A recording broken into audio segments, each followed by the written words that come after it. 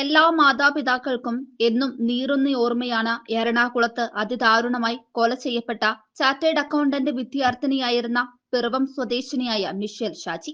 ആ പാവം പെൺകുട്ടിയുടെ ഘാതകൻ സമൂഹത്തിൽ ഉന്നത നിലയും വ്യക്തിത്വവും അഭിനയിക്കുന്ന അഭിനേതാവിന്റെ മകനാണെന്ന് അന്നു മുതൽക്കേ മാതാപിതാക്കൾക്ക് സംശയമുണ്ട്. മിഷേലിന്റെ ഘാതകനെ നിയമത്തിന് മുൻപിൽ കൊണ്ടുവരണമെന്ന ആവശ്യവുമായി പിതാവ് ഷാജി മുട്ടാത്ത വാതിലുകളും കയറാത്ത പടികളുമില്ല. പിറവത്തെ നേരും നെറിവുമുള്ള പല പൊതുപ്രവർത്തകരും ഷാജിക്കൊപ്പമുണ്ട്.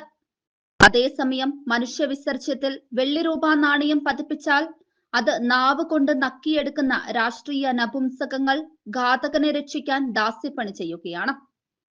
അങ്ങനെ ഒരാളെയാണ് മാണി കേരള കോൺഗ്രസ് പിറവം നിയമസഭാ മണ്ഡലത്തിൽ LDF സ്ഥാനാർത്ഥിയായി മത്സരിപ്പിക്കുന്നതെന്നാണ് പിറവത്തുകാർ തന്നെ സാക്ഷ്യപ്പെടുത്തുന്നത്. സ്ഥാനാർത്ഥിത്വം തന്നെ പാർട്ടി മറിച്ചുവിട്ടുവെന്നാണ് മാണി ഗ്രൂപ്പുകളിൽ തന്നെ ചർച്ചയായിരിക്കുന്നത്. ഇത്തരം നരാധമന്മാർക്ക് സീറ്റ് കൊടുത്ത പാർട്ടി ചെയർമാനും മന്ത്രിക്കും 2 പെൺമക്കളുണ്ട്. പൂഞ്ഞാർ MLAക്ക് 3ഉം കാഞ്ഞിരപ്പള്ളിക്കാരന് 1 മകളുമുണ്ടെന്നാണ് അറിയുന്നത്. ചങ്ങനാശ്ശേരിക്കാരന്റെ മക്കൾ മാഹാത്മ്യം എന്താണെന്ന് അറിവില്ല. വിദ്യാർത്ഥി യുവജന മേഖലകളിൽ ഒരിക്കലും കണ്ടിട്ടില്ലാത്ത കമ്മ്യൂണിസ്റ്റ് നോമിനിയായ റാന്നിയിലെ ദേശാടന പക്ഷിയുടെ കാര്യം അന്വേഷിക്കേണ്ടതില്ലാത്തത് കൊണ്ട് അന്വേഷിച്ചതുമില്ല. നിങ്ങളോട് നിങ്ങൾക്കറിയാമായിരുന്നിട്ടും നിങ്ങൾ കണ്ടില്ലാന്ന് നടിക്കുന്ന മറ്റൊരു കാര്യം കൂടി പറയാം.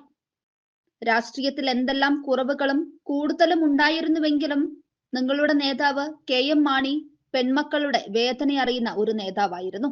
പണത്തിന് വേണ്ടി നിങ്ങൾ ഒരു പിഞ്ചു പെൺകുട്ടിയുടെ ഘാതകനെ സംരക്ഷിച്ച രാഷ്ട്രീയ നപുംസകത്തെ കൂടെ ചേർത്ത് നിർത്തിയെങ്കിൽ നിങ്ങളും നിങ്ങളുടെ നാറിയ രാഷ്ട്രീയവും ഒരു ജനാധിപത്യ സംവിധാനത്തിൽ അവശേഷിക്കണമോ എന്ന് തീരുമാനിക്കേണ്ടത് പെൺമക്കളുള്ള ഓരോ മാതാപിതാക്കളുടെയും കടമയാണ്. കാലത്തിന്റെ ചവറ്റുകൊട്ടയിലായിരിക്കും ഇനി നിങ്ങൾക്കുള്ള സ്ഥാനം.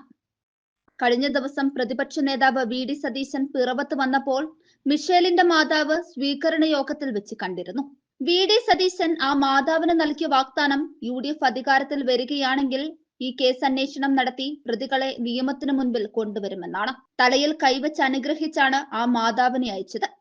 മിഷേൽ ഷാജിയുടെ ഘാതകനെ വെളിച്ചത്ത് കൊണ്ടുവരുന്നത് വരെ ആ മാതാപിതാക്കൾക്ക് ഉറക്കമില്ല.